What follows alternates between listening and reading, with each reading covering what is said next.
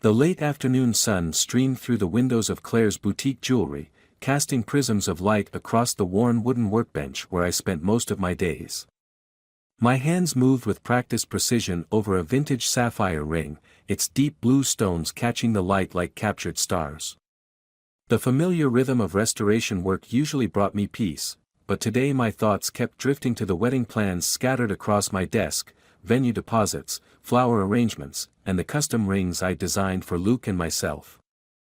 10 years of building my business from nothing, and now I was finally living my dream, both personally and professionally. The store's bell chimed, pulling me from my reverie. I looked up to see a woman in her early 30s, perfectly put together in a way that spoke of old money and careful breeding.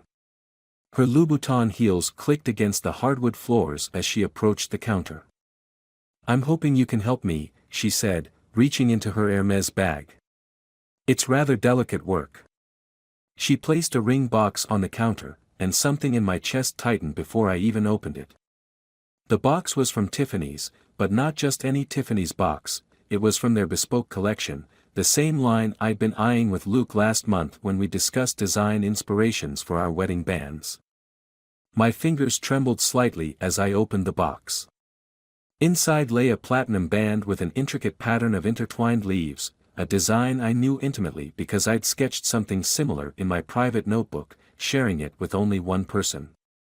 Luke had said it was beautiful but perhaps too unique for a wedding band. He'd suggested something more traditional. "It's a lovely piece," I managed, keeping my voice steady. "What seems to be the problem?" "The sizing is off," she said, brushing her perfectly manicured fingers across the counter. Luke insisted on surprising me with it, but he really should have asked for my ring size first. "Men, right?" She laughed, the sound like breaking glass in my ears. "Would you be able to resize it?" "He said you're the best in the city, though he didn't mention how young you are."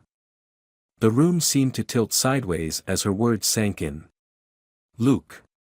My Luke, who had just left for a business trip to Boston this morning, who had kissed me goodbye and promised to call tonight to discuss wedding cake flavors. Luke, who had apparently been shopping for another woman with my own designs. "Of course," I heard myself say, as if from a great distance. "When did you need it back by?" "Oh, no rush," she smiled, reaching for her phone as it buzzed. "Luke said he'd pick it up whenever it's ready. He mentioned you're quite busy with the wedding season approaching." I nodded, unable to trust my voice as I wrote up the receipt. My hands moved through the familiar motions while my mind raced through the past few months, re-examining every late meeting, every cancelled dinner, every time he'd been too tired to discuss wedding plans. How long had this been going on? How many other women were there? As she left, the bell's cheerful chime felt like a mockery. I waited until her heels had clicked away down the sidewalk before I collapsed into my chair, gripping the edge of my workbench until my knuckles turned white. The engagement ring on my left hand, which Luke had also insisted on surprising me with, suddenly felt like it was burning into my skin. My phone lit up with a text from Luke, "Missing you already, beautiful. Can't wait to start our life together." I stared at the message, then at the Tiffany's box sitting accusingly on my workbench.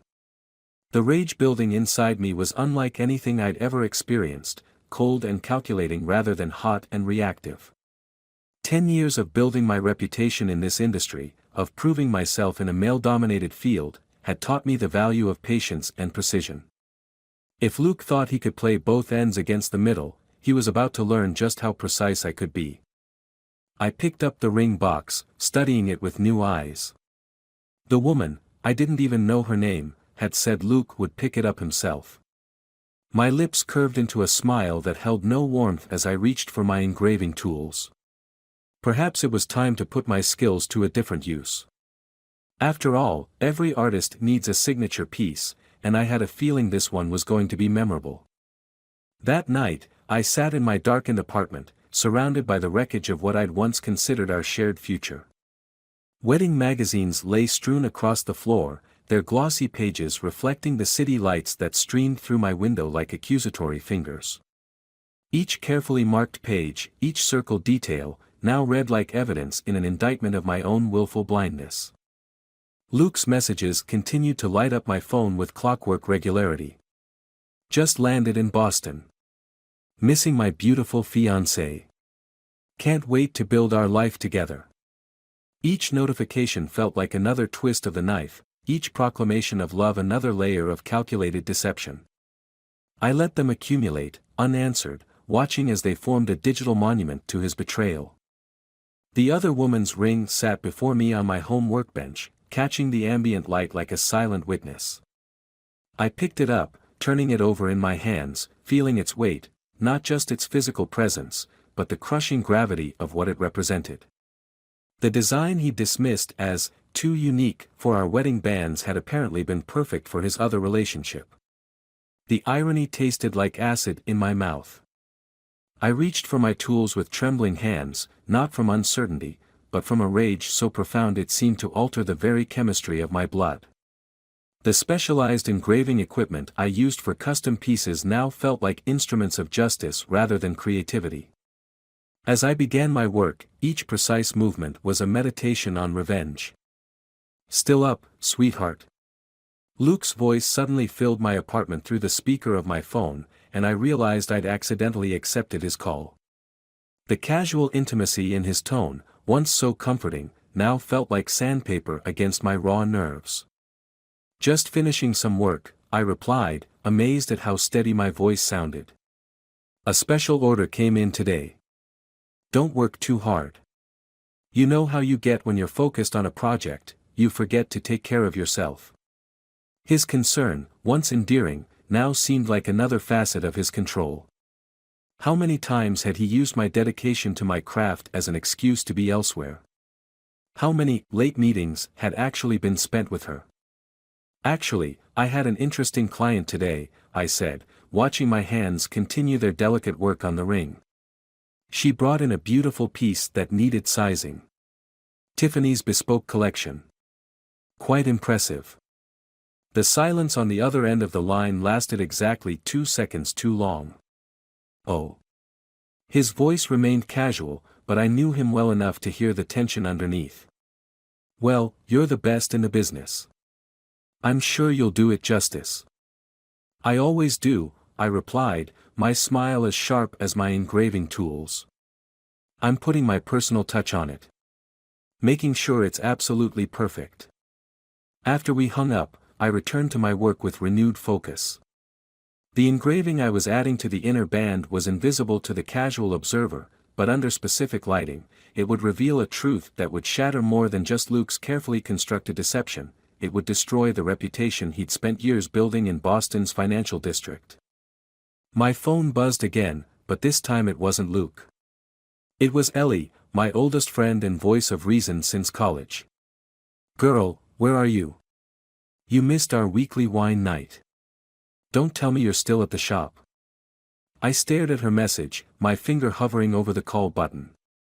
Ellie would tell me to take the high road, to confront Luke directly, to end things cleanly and walk away with my dignity intact. Her advice would be measured, mature, and entirely unsatisfying. Instead, I opened my laptop and began searching for Julia Morrison, the name on the receipt from the Tiffany's box. Within minutes, I found her, executive VP at a competing investment firm to Luke's company, Harvard Business School graduate, and most interestingly, scheduled to speak at the same finance conference in Boston where Luke claimed to be attending meetings. The pieces were falling into place with a clarity that felt almost predestined. I saved the browser page showing the conference schedule, noting that Luke was set to deliver the keynote speech in 2 days, a speech about trust and integrity in financial relationships. My laugh echoed in the empty apartment, hollow and sharp. I returned to the ring, my hands now steady as surgeons as I completed my work. The engraving was a masterpiece of subtlety, invisible until exposed to UV light, at which point it would reveal account numbers and transaction dates that I'd discovered in Luke's carelessly unlocked tablet months ago. Information I'd questioned him about, only to be told I was being paranoid, that I didn't understand the complexities of his business. The irony wasn't lost on me. here I was, using the very skills he'd often dismissed as craftwork to orchestrate his downfall. But as I held the finished ring up to the light, I realized this wasn't just about revenge. It was about reclaiming my own narrative, about turning my perceived weaknesses into weapons of precision. My phone buzzed once more, another message from Ellie. "Claire, you're scaring me. At least tell me you're okay." I looked at the ring in my hand, then at my reflection in the window, barely recognizable in the darkness. Was I okay? No, I was something entirely different now, something forged in the heat of betrayal and tempered by the cold reality of deception. I was becoming someone new, someone Luke had never expected me to be. And that someone had work to do. The Boston Marriott's lobby stretched before me like a gleaming stage set for the final act of a tragedy no one yet knew was unfolding. My heels sank into thick carpet as I made my way to the conference registration desk, each step carrying the weight of calculated purpose. The name badge they handed me, Claire Bennett, executive consultant, felt like a costume, but weren't we all playing parts in this elaborate charade? I'd spent the morning watching Julia Morrison deliver her presentation on Trust as Currency in Modern Finance. The irony was exquisite, her polished words about integrity floating through the conference hall while the evidence of her own complicity in deception sat in my hotel room, nestled in its Tiffany's box. As she spoke, I studied her with the same precision I usually reserved for examining flawed gemstones. She was everything I wasn't, tall, patrician, with the kind of confidence that came from generations of privilege. Now, as I waited in the hotel bar, I wondered if Luke had a type, or if he simply collected women like rare specimens, each serving a different purpose in his carefully compartmentalized life. The thought made my fingers tighten around my martini glass until I feared it might shatter. "Is this seat taken?" Julia's voice carried the same assured tone it had during her presentation. Up close, she was even more intimidating, a testament to old money and newer ambitions. "Please," I gestured to the empty chair, noting how she automatically chose the power position, facing the room. "Excellent presentation earlier. Your points about trust really resonated with me." "Thank you." She signaled the bartender with practiced ease. "Though I don't recall seeing you at the breakout session. I was particularly interested in your thoughts on betrayal of trust in professional relationships," I continued, watching her reaction carefully. "How one breach can ripple through an entire network of connections." Her perfectly manicured fingers paused on the stem of her wine glass. "That's quite specific. Are you having issues with one of your clients?" "Not exactly." I reached into my bag, withdrawing the Tiffany's box with deliberate slowness. "I'm having issues with our mutual friend, Luke Harrison." The change in her expression was subtle, a momentary tightening around the eyes, a slight tension in her shoulders, but to someone who had spent years reading microscopic details, it spoke volumes. "I'm afraid I don't dash." "Let's not waste time with denials," I interrupted, my voice low and steady. "You brought this ring to my shop for resizing 3 days ago.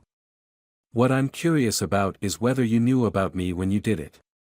The color drained from her face, leaving her expensive makeup looking like a mask.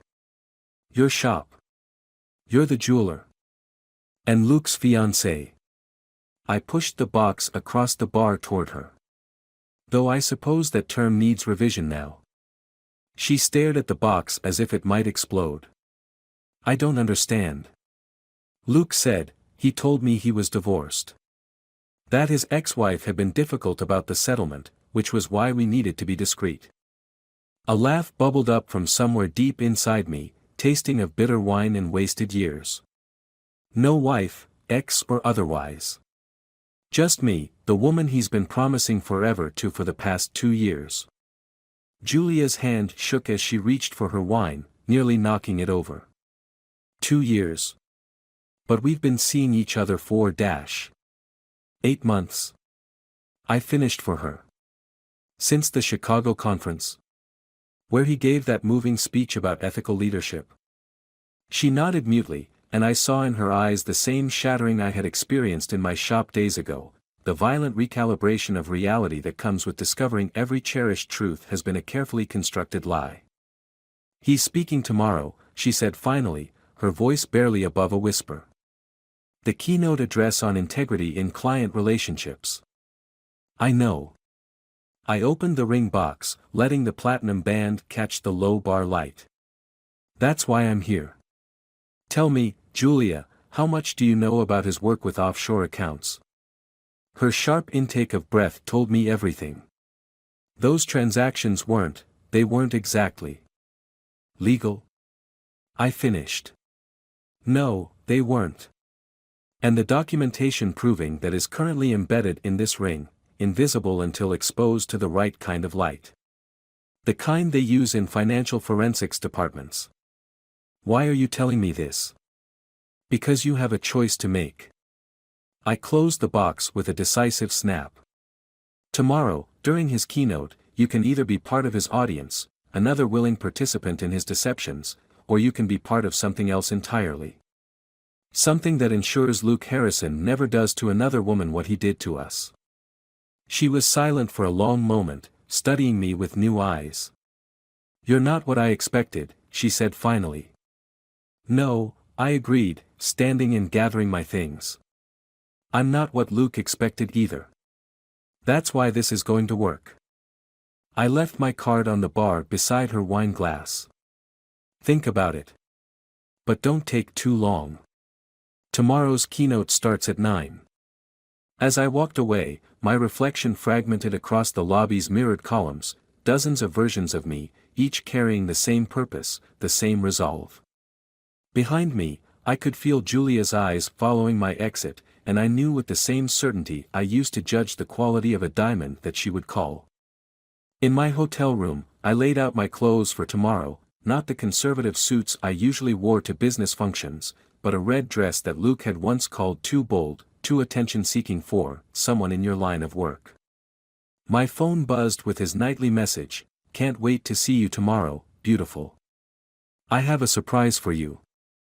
I smiled at my reflection in the hotel mirror, remembering how he had always underestimated me, dismissed my work as mere craftsmanship rather than the art of precision it truly was. Tomorrow, he would learn exactly how precise I could be. And his surprise would pale in comparison to mine. Dawn broke over Boston's skyline like a cracked egg, spilling amber light across the city's glass towers. I stood at my hotel window, watching my reflection fragment and reform in the awakening light, wondering which version of myself would emerge from this day. The red dress hung behind me like a battle standard, its color no longer just bold but vengeful, the shade of endings and beginnings intertwined.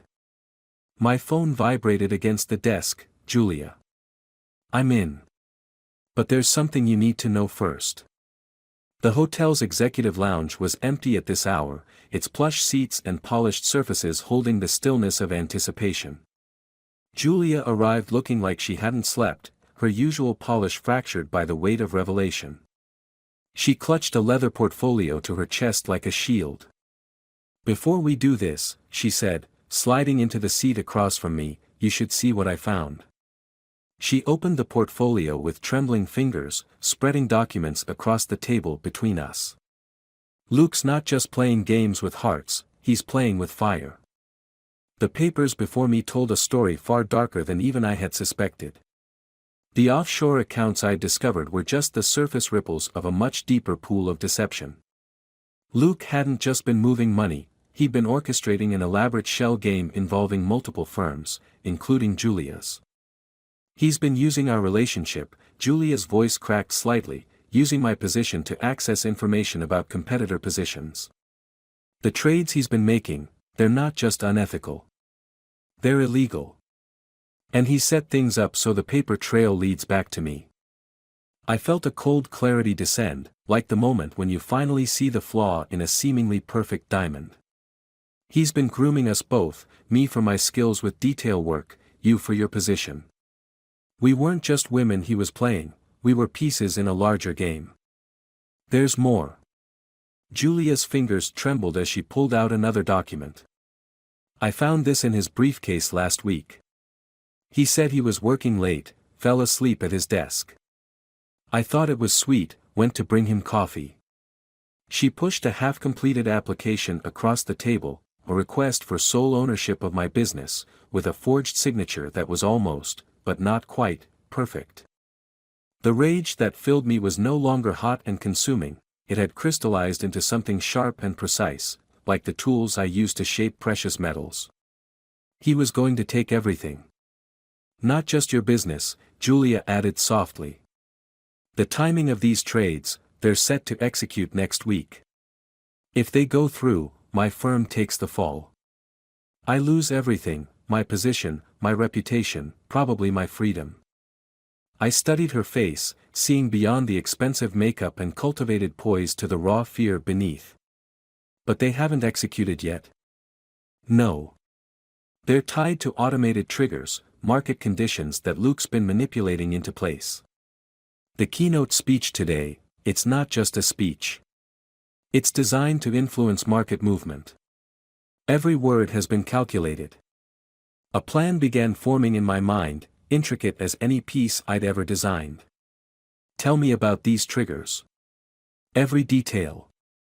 As Julia explained the technical aspects of Luke's scheme, I felt myself splitting into two distinct selves, the woman who had loved him, whose heart still ached with the echoes of betrayal, and the tactician emerging from those ashes, seeing patterns and possibilities with devastating clarity.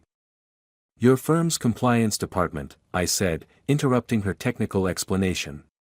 How quickly can they move on credible evidence? With the right documentation? Minutes. We have a direct line to regulatory authorities. I reached into my bag, withdrawing the ring box. Then it's time I showed you what else this ring can do. Under the lounge's UV lighting, the invisible engraving emerged like a ghost, not just account numbers now, but a complete roadmap of Luke's machinations, rendered in microscopic detail. Julia's breath caught. How did you? Luke's tablet. He always said I was obsessive about details, never realizing that's exactly what would undo him. Every number, every date, every transaction, I spent months cataloging it all, thinking I was being paranoid. Turns out paranoia was just good business sense. The sun had fully risen now, painting the city in shades of unforgiving clarity. In less than 2 hours, Luke would take the stage, ready to deliver a speech that would trigger financial chaos, chaos designed to destroy one woman's career while securing his hold over another's life's work. The question, I said, closing the ring box with a decisive snap, is whether you're ready to lose everything you thought you had with Luke to save everything you really are. Julia straightened in her chair, and I saw something of myself reflected in her eyes, that moment when betrayal crystallizes into resolution. When you've already lost what you thought was real, she said, risking everything else becomes surprisingly easy. We spent the next hour refining our strategy, two women transformed by betrayal into something Luke had never anticipated, architects of his destruction, using the very tools he'd given us against him. As we worked, I felt the last traces of my former self falling away, replaced by someone stronger, someone who understood that true justice requires not just passion, but precision. My phone lit up with a final message from Luke, front row seats reserved for my two favorite women. Can't wait to share my big announcement. Julia and I exchanged looks, understanding flowing between us like an electric current. He had no idea that his carefully orchestrated performance was about to become an entirely different kind of show, one where the women he'd cast as supporting characters were about to rewrite the entire script. The conference hall filled like an approaching tide, each seat occupied by someone who thought they knew exactly how this morning would unfold. I sat in the front row, the red dress awound against the sea of corporate grays and blacks, feeling the weight of Luke's ring in my clutch like a live grenade waiting for its pin to be pulled. Julia settled beside me, her presence both foreign and familiar, a mirror reflecting what I might have become had Luke's deceptions followed a different timeline. We were both products of his architecture, I realized, shaped by the same hands into vessels meant to contain his ambitions. But vessels, once broken, could be reformed into weapons. The lights dimmed, and my pulse quickened with a predator's anticipation. Luke emerged from stage left, commanding the space with the same effortless confidence that had once made me feel both protected and diminished. His bespoke suit armor gleamed under the stage lights, every detail calculated to project success, integrity, power.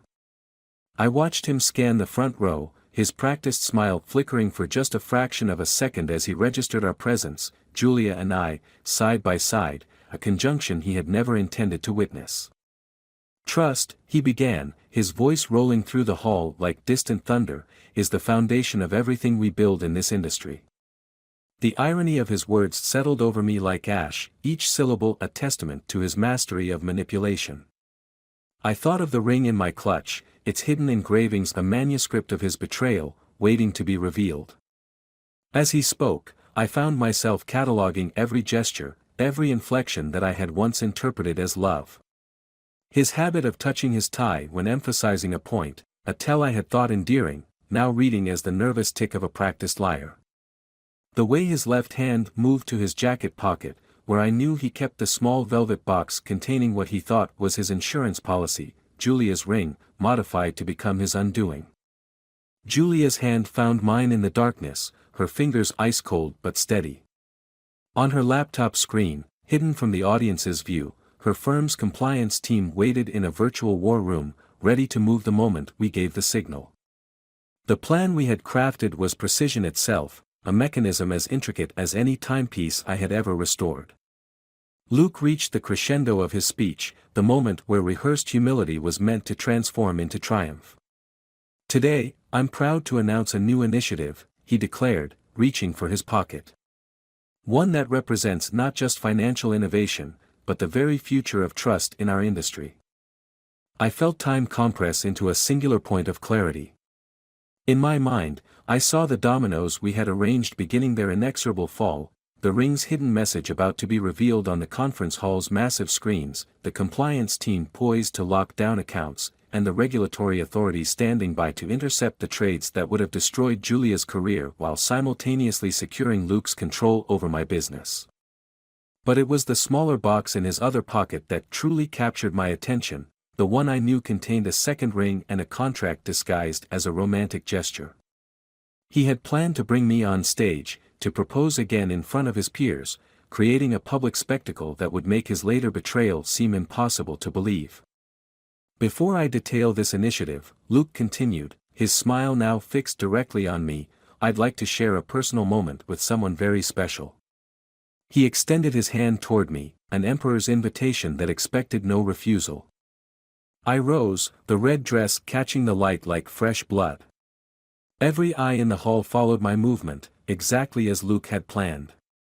But as I approached the stage, I felt myself shed the last vestiges of the woman he thought he knew, the artisan he had underestimated, the lover he had betrayed, the asset he had tried to acquire. I emerged as someone entirely new, forged in the crucible of his betrayal and tempered by the cold precision of revenge. Each step carried me not toward the future he had designed, but toward the one I would claim for myself. The weight of the ring in my clutch was no longer a burden but a key, about to unlock a very different kind of revelation than the one Luke had orchestrated. His hand remained extended, his smile unwavering, a perfect tableau of triumph about to shatter like crystal under a jeweler's hammer. In that suspended moment before I took the final step, I caught Julia's reflection in the stage's polished surface, her finger poised over the enter key that would begin our counterstrike. Above us, the massive screens waited to display not Luke's corporate initiative, but the detailed evidence of his crimes, rendered in the microscopic precision of my engraving. The audience held its collective breath, awaiting the heartwarming scene Luke had promised them. They were about to witness something far more memorable, the moment when two women he had tried to make into stepping stones turned themselves into an avalanche. Time crystallized into a singular moment of perfect clarity as I reached the stage. My hand met Luke's extended one, and I watched understanding drain from his face like water through sand as I pressed not my fingers, but the ring box into his palm. The confidence in his eyes flickered, then fractured as recognition dawned. "A gift," I said, my voice carrying through the hall's perfect acoustics, "deserves a proper presentation, don't you think?" Behind me, the massive screens flared to life, not with Luke's carefully prepared slides, but with microscopic images of the ring's hidden engravings, each incriminating detail rendered in devastating clarity. Account numbers. Dates. Transactions. The architecture of betrayal laid bare in precision-cut lines that caught the light like tears. "Claire," he started, his voice dropping to a whisper meant only for me, "whatever you think you know dash." "Open it," I interrupted, my words sharp as diamond-cutting tools. "Show everyone the artistry you commissioned. After all, isn't that what today is about? Trust and transparency." His hands trembled as they opened the box, a subtle tell that only someone who had spent years studying his gestures would notice. The ring caught the stage lights, sending prismatic accusations across the suddenly silent hall. Under the bright stage lighting, the UV-reactive engravings emerged like ghost writing, each line a verdict in a trial he hadn't known was proceeding. "Interesting choice of design," I continued, my voice steady as a surgeon's hands. "Using my sketch, the one you said was too unique for our wedding bands. But then, everything about our relationship was built on carefully curated contradictions, wasn't it?" The audience stirred, a ripple of unease spreading through the corporate sea of suits and expectations. On cue, Julia's fingers struck her laptop key, and the screens above us shifted to display financial records, the evidence of Luke's elaborate fraud scheme unfurling like a digital tapestry of deception. "Your keynote today wasn't just about corporate integrity," I said, turning to face the audience. "It was meant to trigger a series of transactions that would have destroyed one woman's career while securing control over another's business. A masterpiece of manipulation, really.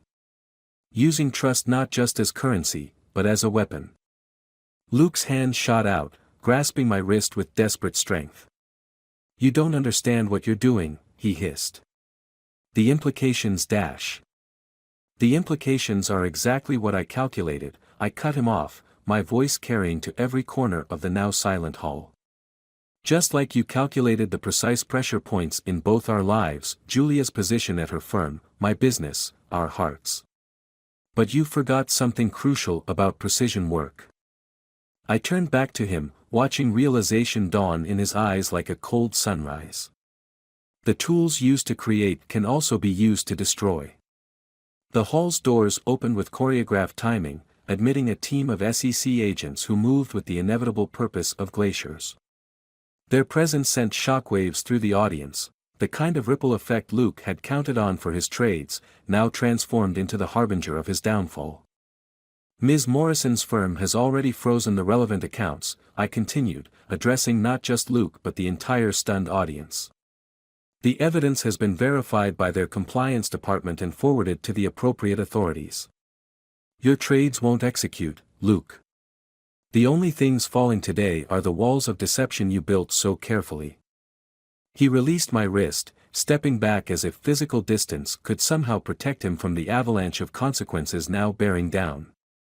His hand went to his pocket, reaching for the other ring, the one meant to chain me to him publicly through a second proposal. But that box remained where it was, a lead weight dragging him down into the depths of his own making. "Claire," he tried one last time, his voice cracking on the single syllable of my name. "Everything I did was for us, for our future." "No." The word rang through the hall like a bell tolling midnight. "Everything you did was for yourself. You never saw me, not really. You saw a craftsman you could use, a business you could acquire, a woman you could contain. You never understood that true artistry isn't about control, it's about transformation." I turned away from him then, facing the audience that had come expecting a corporate presentation and instead witnessed an execution. The real announcement today isn't about financial innovation or corporate trust. It's about the precision of justice, and the art of turning betrayal into strength. The SEC agents reached the stage as I descended, their presence the period at the end of a sentence long in the writing. Julia met me at the bottom of the stairs, her own transformation evident in the steel of her spine and the vindication in her eyes. "Ready?" she asked, extending her hand, not in the gesture of control Luke had offered, but in partnership. I took it, feeling the symmetry of the moment with perfect clarity. I'm thinking of expanding the business, I said as we walked toward the exit, leaving chaos in our wake. There's a market for women who need to remake themselves after men try to break them. Transformation as an art form. Julia's smile held the same sharp edge I now recognized in myself. I might know some potential clients. The hall's doors closed behind us with a decisive click, sealing Luke in with the consequences of his actions. Outside, Boston's autumn sun painted the world in shades of possibility, every reflection in the glass towers surrounding us a reminder that sometimes the most beautiful creations emerge from the art of demolition. My phone buzzed one last time. Ellie, who had been watching the live stream of the conference as planned. Holy hell, Claire. Are you okay? I considered the question as Julia and I walked away from the corporate temple where we just detonated our past lives. Was I okay? No. I was transcendent. I was reforged. I was a testament to the truth that every woman who has been underestimated carries within her the potential for devastating precision. I was, in every sense that mattered, a masterpiece of my own making.